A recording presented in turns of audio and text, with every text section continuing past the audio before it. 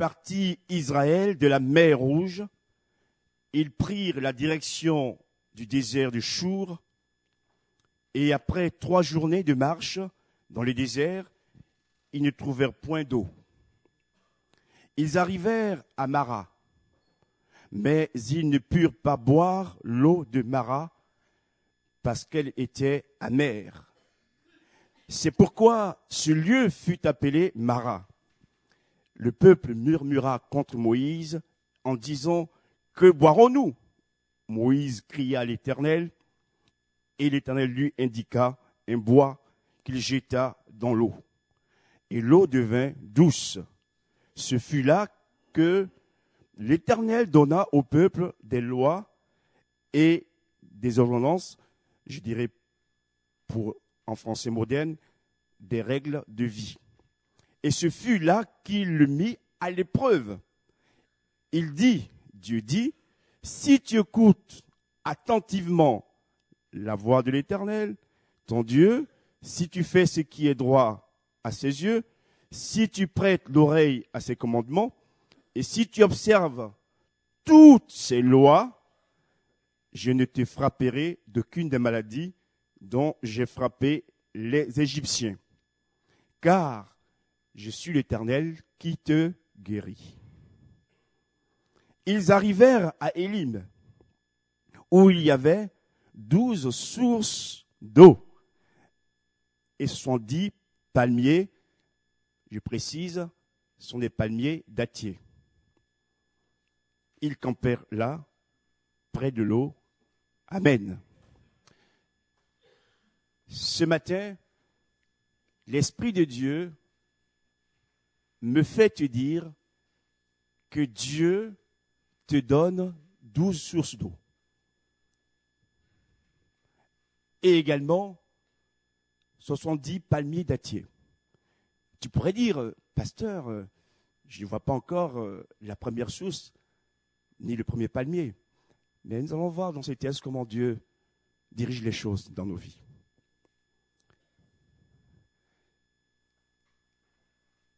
Dieu venait de faire ce grand miracle pour le peuple d'Israël du passage de la mer Rouge. Un miracle extraordinaire. Derrière eux, ils avaient l'Égypte, toute l'armée puissante de l'Égypte. Et devant eux, c'était cette mer qui était infranchissable. Et Dieu ne les a pas abandonnés. Dieu va intervenir en leur faveur.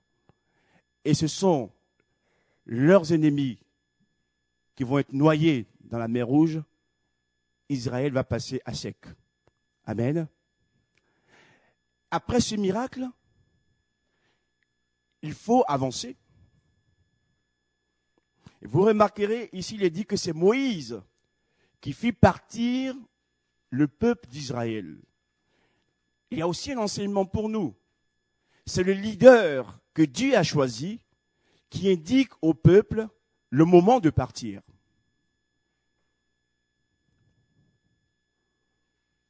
C'est lui qui fit partir Israël. Et nous allons remarquer que lorsque Moïse ordonne à Israël de partir, le peuple obéit, le peuple se met en marche. Et quelle est la direction qu'ils vont prendre?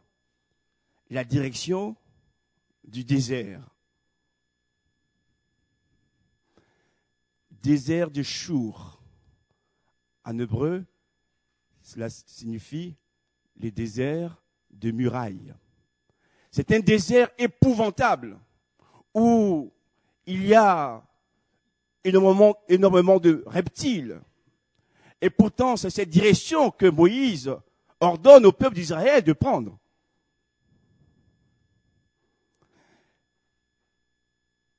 Et ce désert va devenir pour le peuple d'Israël l'épreuve de sa vie.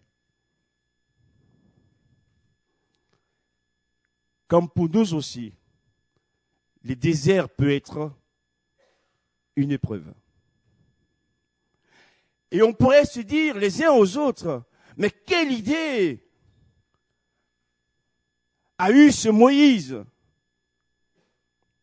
de faire prendre à Israël la direction du désert. Il aurait pu lui indiquer une autre direction. Moïse aime-t-il le peuple ou pas? Et comment se fait-il qu'il lui indique une direction où le peuple risque de souffrir?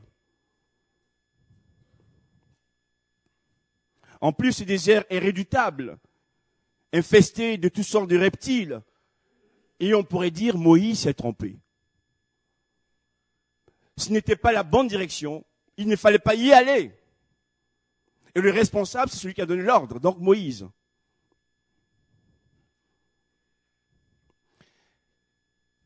Je voudrais tout de suite vous donner la réponse au verset 25. À la fin du verset, il est clairement indiqué que cette épreuve venait de l'Éternel.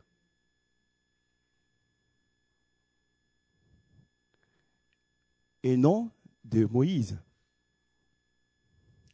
Moïse n'a fait qu'obéir à la volonté de Dieu. Et ce que j'aimerais vous montrer, frères et sœurs, ce matin, c'est que dans ce qui peut arriver au sein du peuple de Dieu, de l'Église, si on n'a pas cette communion avec Dieu, on peut faire des commentaires qui restent des commentaires humains. Et on peut grandement se tromper en croyant qu'on est dans la vérité. Ce n'est pas Moïse qui mène le peuple d'Israël dans le désert, mais Moïse reçoit l'ordre de Dieu. Parce que Dieu a décidé de mettre Israël à l'épreuve, comme Dieu aussi, en nous envoyant dans le désert, veut nous mettre à l'épreuve. Merci mon frère. Eh oui, il nous faut avoir, frères et sœurs, une connaissance de plus en plus claire de Dieu. Et le peuple de Dieu doit être un peuple qui mûrit dans la connaissance de Dieu, qu'on n'y reste plus dans l'enfance. Parce que dans ces choses, si on n'a pas la bonne interprétation, ce qui nous arrive, nous pouvons nous fourvoyer. L'épreuve a été voulue par Dieu. Et c'est vrai que souvent, ce qu'on attend de Dieu, c'est qu'il nous bénisse sans cesse. Un Dieu qui bénit sans cesse, ah oui, waouh, c'est super. Mais un Dieu qui envoie son peuple dans le désert, wow, c'est pas le Dieu de la Bible. Et pourtant, je vous ai lu la Bible. Donc, c'est aussi le Dieu de la Bible. Mais derrière tout ce que le Dieu fait, il y a toujours un enseignement. Il ne faut pas rester dans l'immédiateté, dans le présent. Il y a toute une action qui est mise en place, que nos yeux humains ne voient pas, mais que Dieu va conduire. Alléluia. Mon frère, ma sœur, ton épreuve n'est pas la fin de ta vie, c'est un passage. Et c'est la raison pour laquelle je lui ai dit que ce message, je l'ai intitulé « Dieu te donne 12 sources d'eau ». Parce que à la fin, Dieu donne à Israël 12 sources d'eau. Et 70 palmiers dattiers. Mais ça, c'est après. Or, nos yeux ne voient que le présent. Derrière l'épreuve, Dieu prépare un moyen d'en sortir. À lui soit la gloire. Oh Seigneur, j'aime ta personne. Quelle sagesse, quelle intelligence, quelle force de la part de Dieu qui veut bénir son peuple. Le peuple a obéi également à Moïse et s'est retrouvé dans le désert. Pendant 3 jours, ils vont marcher. 3 jours sans trouver de l'eau. Il n'y a pas de source d'eau. 3 jours, il n'y a pas d'eau à boire.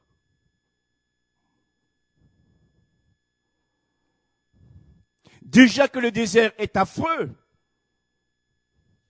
Déjà que c'est difficile.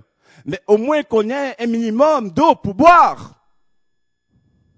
Le premier jour qu'il n'y ait pas d'eau, on pourrait encore comprendre. Deuxième jour, quand même, Seigneur, regarde-nous comme nous sommes misérables. Un peu d'eau? Non, il n'y a pas d'eau. Deuxième jour. Troisième jour. Ah, là, cette fois-ci, je crois que au milieu de nous, quelqu'un a dû prier de manière instante et nous allons voir l'eau. Mais rien encore. Et ce matin, certains sont comme le peuple d'Israël.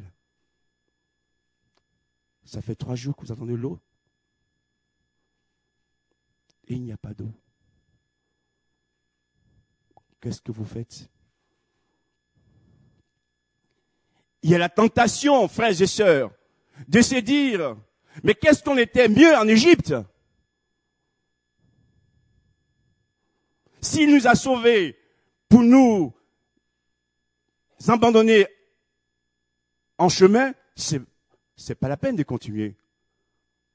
En Égypte, dans le monde,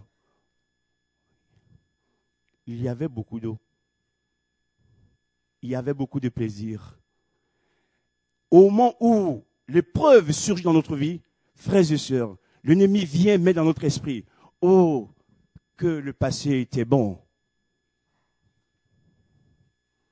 C'est une séduction. Il faut continuer la marche et ne pas reculer. Amen. Il faut avancer. Et ils vont un peu plus loin. Enfin, ils trouvent de l'eau à Mara.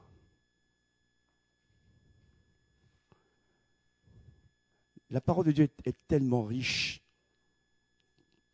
tellement inspirée, qu'on a l'impression qu'elle est écrite depuis des siècles, que c'est pour nous aujourd'hui, c'est pour ma vie. Parce que Dieu parle encore aujourd'hui. Amen. Et ils arrivent à Mara. Enfin, de l'eau. On est sauvés. On va boire.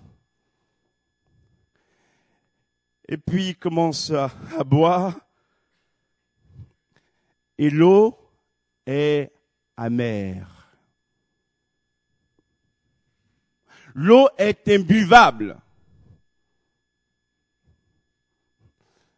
Alors, certains vont se dire, mais ce Dieu-là, franchement,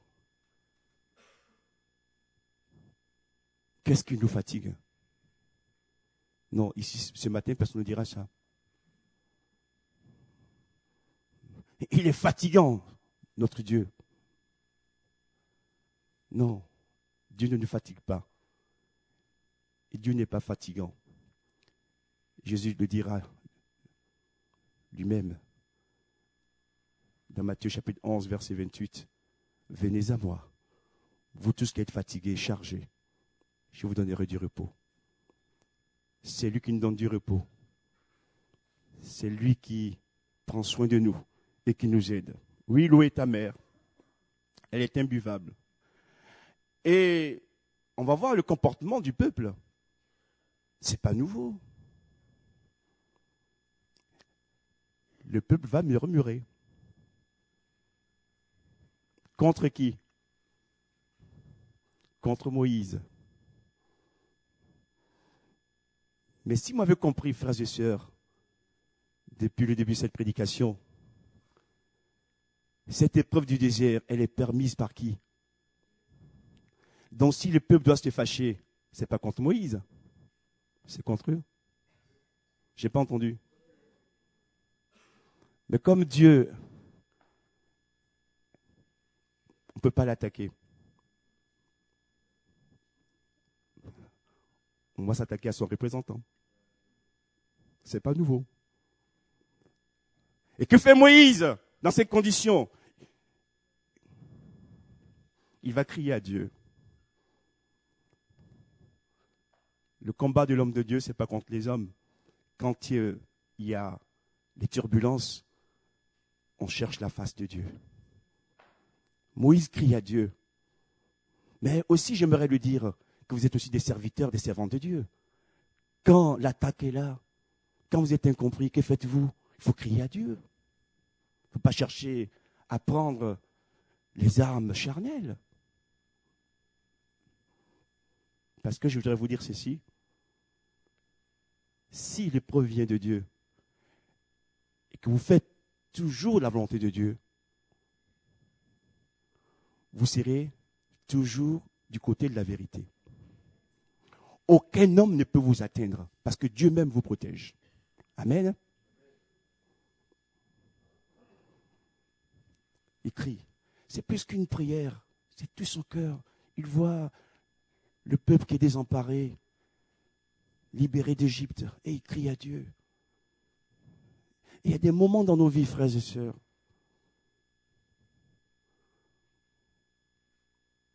où nos cris,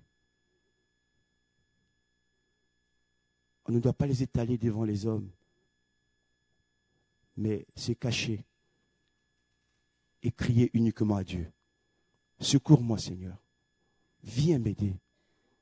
Viens faire quelque chose, sinon je suis perdu. Si Dieu n'était pas intervenu dans cette histoire, Moïse aurait pu être lapidé. Mais Dieu va intervenir en sa faveur. Et Dieu va parler à Moïse. Nous parlons de dons spirituels, paroles de sagesse, paroles de connaissance, de révélation, etc. Qu'est-ce qui va se passer? Dieu va indiquer à Moïse un bois ou une branche, selon les versions. Donc, Moïse reçoit la révélation de Dieu sur la bonne branche ou le bon bois. Il y a plusieurs branches. Il y a plusieurs bois. Mais il faut prendre la bonne branche ou le bon bois. Et c'est Dieu qui révèle à Moïse la bonne branche ou le bon bois. Et frères et sœurs, lorsque nous nous mettions aussi dans la prière, que nous cherchons Dieu pour une solution concernant notre épreuve, notre combat ou notre souffrance, Dieu nous indiquera toujours la bonne branche qu'il faut prendre ou le bon bois qu'il faut prendre. Dans le désert, dans nos déserts, il y aura toujours une branche ou un bois que Dieu va nous indiquer, qui va être l'instrument du miracle. Là où tout s'oppose au peuple de Dieu, là où tout s'oppose à Moïse, cette branche que Dieu lui montre, lorsqu'il la jette dans l'eau amère, l'eau s'adoucit. Amen. Ce matin, je prie pour que Dieu te montre ta branche, le bois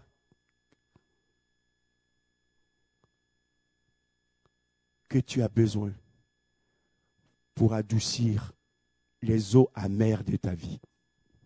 Amen. Tu n'as pas besoin d'aller consulter un voyant, encore moins un médium. Dieu donne des révélations. Dieu parle. Dieu nous indique le chemin de la victoire et du miracle. Alléluia. Et Moïse obéit à Dieu. Et il jette ce bois dans l'eau. Et il y a le miracle. Alléluia. Le miracle, enfin, a eu lieu. Je voudrais vous dire aussi, chers frères, chères sœurs, chers amis, que dans tous nos déserts, nous aurons la joie de vivre au moins un miracle. Sinon plusieurs miracles. Alléluia. Et les textes s'éclaircissent. Finalement, Dieu n'a pas envoyé le peuple d'Israël dans le désert pour le faire mourir, mais pour qu'il puisse expérimenter de nouvelles grâces et dons. Le diable, quand il nous éprouve, il veut nous faire chuter, tomber, nous écraser. Dieu, quand il nous éprouve, c'est pour nous faire grandir. Et dans toutes les épreuves que Dieu peut nous envoyer, frères et sœurs, il y a toujours le miracle de Dieu. Amen. Et un miracle qui se passe. Parce que Dieu nous aime et veut notre bonheur. À lui soit la gloire. Les yeux de Moïse ont été ouverts pour voir le bois du miracle. Seigneur, ce matin, ouvre nos yeux pour que nous voyions ce bois, cette branche du miracle. Je poursuis ce message. La Bible nous dit que ce fut là que l'Éternel donna au peuple des lois et des règles de vie.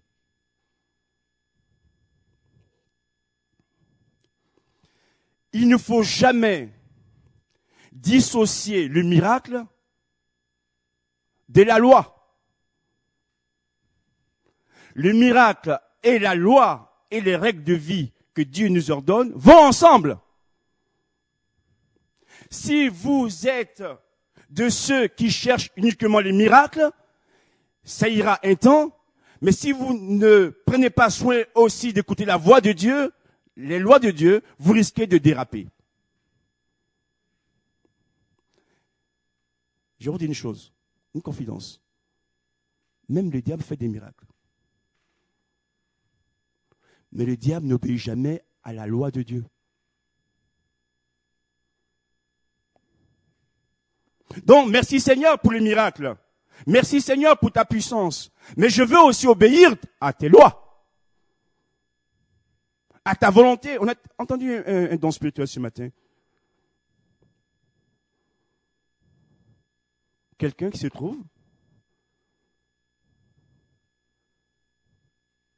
dans ses banquets de noces et qui n'a pas les bons habits.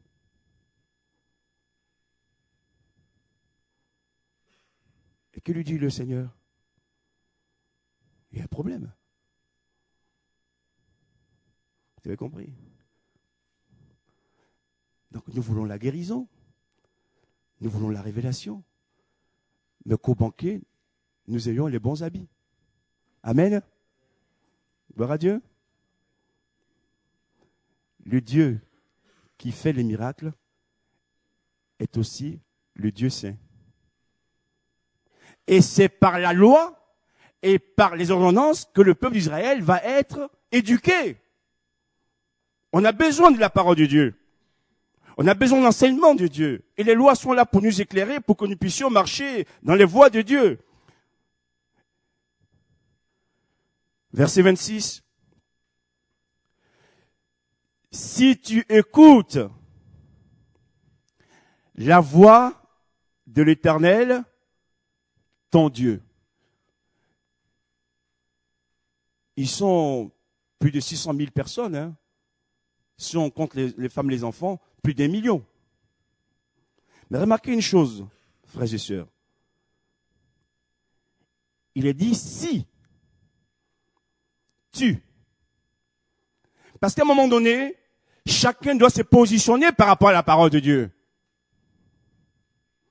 Je ne peux pas faire à votre place ce que Dieu vous demande de faire. Ou vice-versa. Chacun doit se positionner. Chacun est responsable de ses choix de vie. C'est pourquoi donc il est écrit ici, si tu écoutes attentivement, parce qu'il y a écouter, écouter.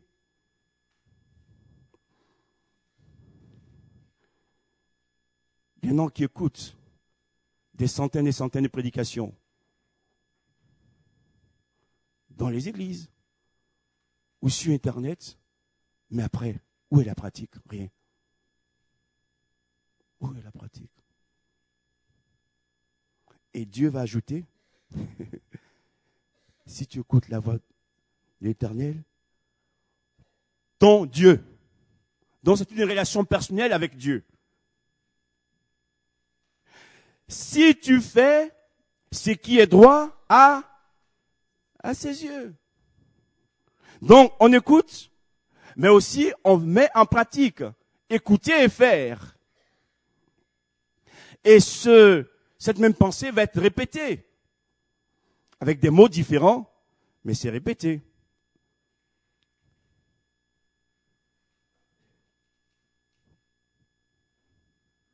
Si tu prêtes l'oreille à ses commandements, c'est la même chose que si tu écoutes attentivement la voix.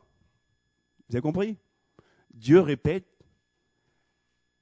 pour dire que ce qu'il dit est important. Quand Jésus dit Amen, Amen, 2 fois, c'est pour nous dire que ce qu'il va dire après est très important.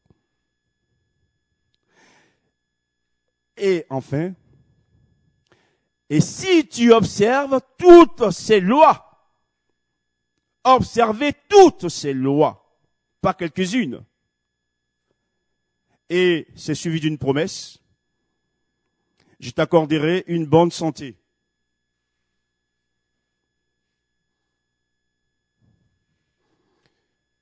Pour résumer ce passage, ici, qu'est-ce qui fait que Dieu nous accorde une bonne santé? C'est l'obéissance à sa loi, à sa parole. Vous avez compris? Obéir à la voix de Dieu, à sa parole, est une source de bonne santé. Amen.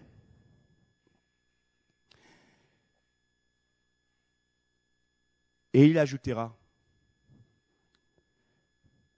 je suis l'Éternel qui te guérit.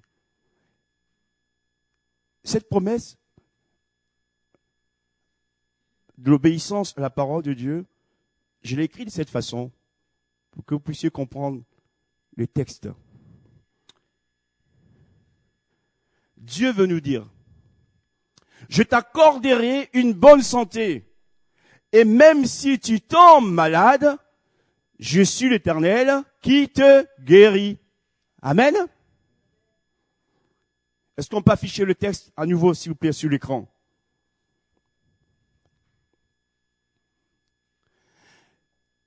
Je suis l'Éternel qui te guérit.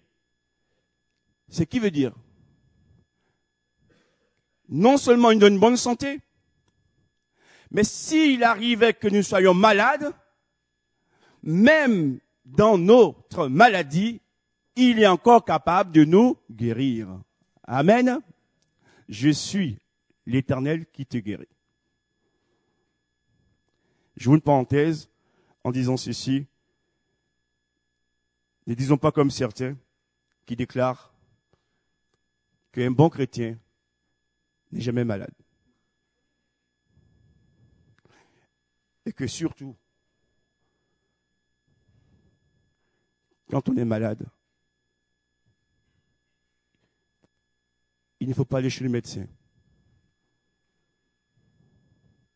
Parce que dit la Bible, hein? Non, Dieu guérit les malades. Dieu fait des miracles. Jésus ramène même les morts à la vie. D'accord? Il a donné aussi l'intelligence aux hommes pour nous soigner. D'accord? Gloire à Dieu.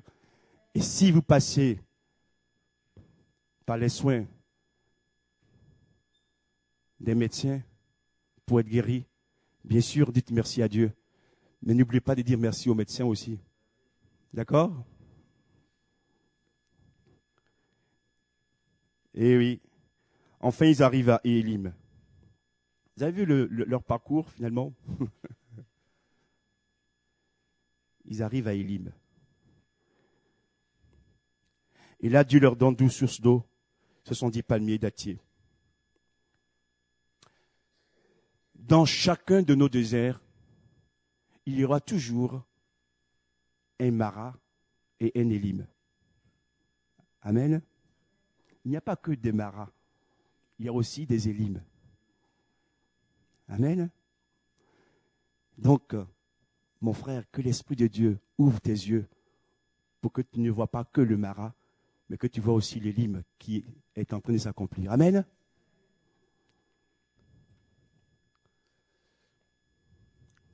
Le désert, c'est le lieu de l'absence. C'est le lieu de la privation. Et ça, on ne l'aime pas trop. Le désert, c'est le lieu de l'épreuve aussi. Et ça ne nous plaît pas trop non plus. Le désert aussi, c'est l'absence de nourriture, au sens propre comme au sens figuré. Et quand on passe par ces stades, on se pose des questions. Qu'est-ce qui nous arrive? Où allons-nous? Le désert, c'est aussi l'absence d'eau. Qu'allons-nous devenir? Qu'allons-nous boire? Comme ici ils disent, que boirons-nous? Le désert, c'est aussi l'absence de confort. Et je voudrais demander pardon à Dieu pour nous, pour moi. On est tellement habitué à des vies de confort aujourd'hui que lorsque une épreuve surgit, on est déstabilisé. Merci Seigneur pour le confort que tu nous donnes, que tu me donnes. Mais que ça ne devienne jamais un piège dans ma vie. Que je puisse accepter aussi le sacrifice. Car je sais, comme ton fils, qui accepte le sacrifice de la croix, n'est pas resté toujours sur la croix, puisqu'il est ressuscité. Dans mon épreuve, tu apporteras aussi la vie. À toi la gloire. Le désert nous fait connaître l'état de notre cœur.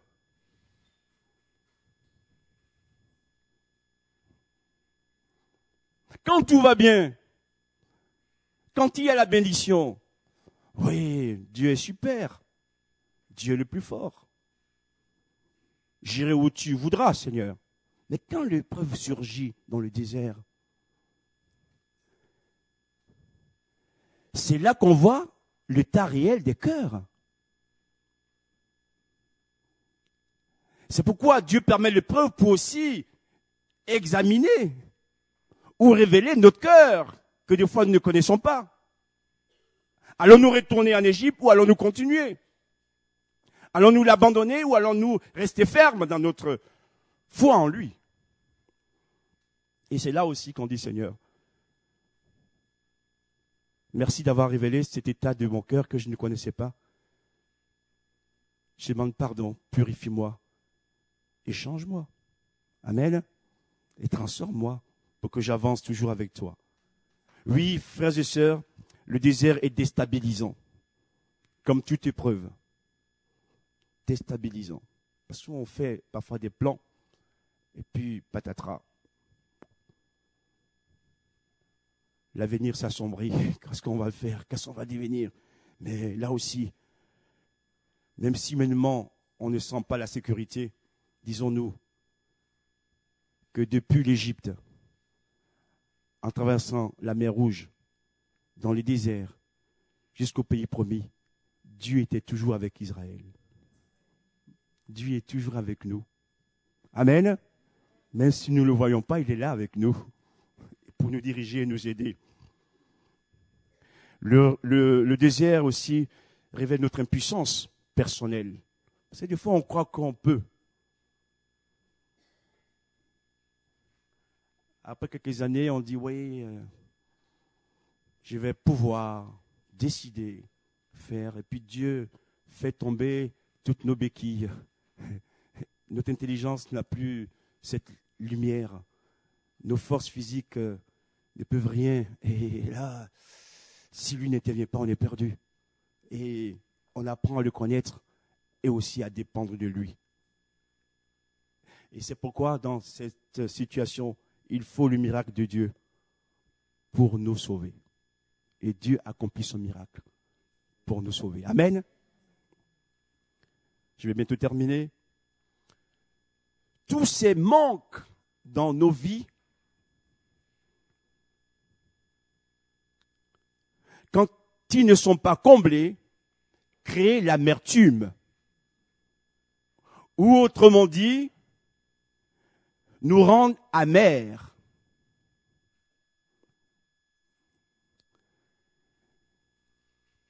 Combien au milieu de nous ont été rendus amers à cause de l'épreuve? Seigneur, ce matin, ma prière pour ces personnes, c'est que tu les aides à guérir leur amertume et à toujours se confier en Dieu qui est capable de vous sauver. Le désert est une école de Dieu. C'est l'école de Dieu. Pour qu'on puisse apprendre de nouvelles choses. Dans le désert, il y a à la fois la mort et la vie. La mort et la vie se mêlent. Mais Dieu est là. Car c'est un lieu qui est provisoire. Le désert, c'est une étape provisoire. C'est pas la fin. Pour vivre dans le désert, il nous faut nous abandonner totalement à Dieu. Totalement à Dieu. Derrière, il y a l'Égypte. Au milieu, il y a les déserts. Et devant nous, il y a la terre promise. Pour le peuple d'Israël, vous m'avez compris. Nous, c'est le ciel. Israël a quitté l'Égypte, mais n'est pas encore arrivé à Canaan. Il faut passer par le désert. Et quelles que soient les eaux amères, nos amertumes, Dieu est capable d'adoucir toutes ces amertumes. Je dirais ceci également. Prenons garde à certaines racines d'amertume.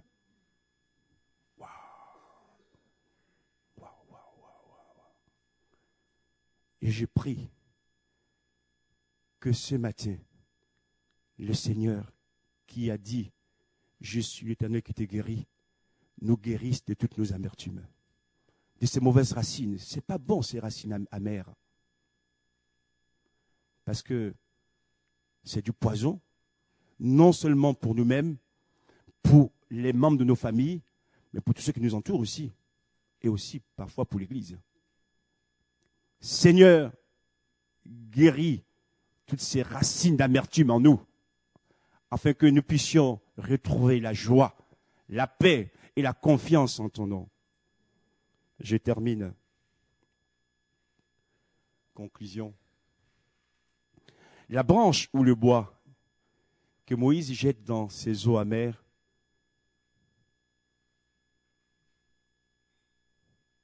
finalement, c'est Jésus. C'est Jésus le bois. C'est Jésus la branche.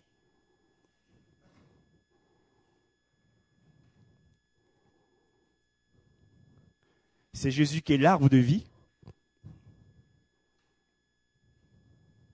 Et c'est lui qui a le pouvoir de rendre doux ce qui est amer. C'est le bois retranché. Et par ces miracles de sa vie, il nous offre des sources d'eau vive. Amen. Et il nous nourrit chaque jour de sa parole. Le palmier dattier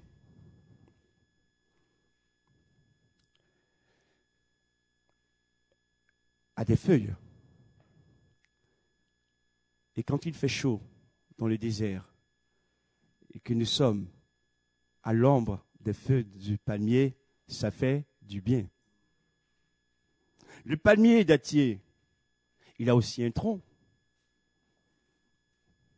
Le tronc est nourrissant, comme les dattes, parce qu'on en a besoin. La sève aussi. Et les palmiers, sans me répéter, portent du fruit. Dattier. Donc tout cela, Dieu les a préparés de loin pour nous. Amen. D'une seule source d'eau qui était amère et que Dieu va accomplir le miracle, ici, d'une source, il passe à 12. Amen. Mais les 12 sources d'eau sont après. Donc, dans ta situation que tu vis en ce moment comme épreuve, comme combat, mon frère et ma sœur, je te dis la part de Dieu, que le Seigneur a prévu de grandes choses pour toi.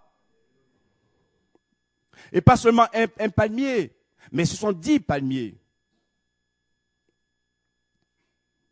12 sources d'eau, c'est aussi les 12 tribus d'Israël. C'est aussi les 12 apôtres.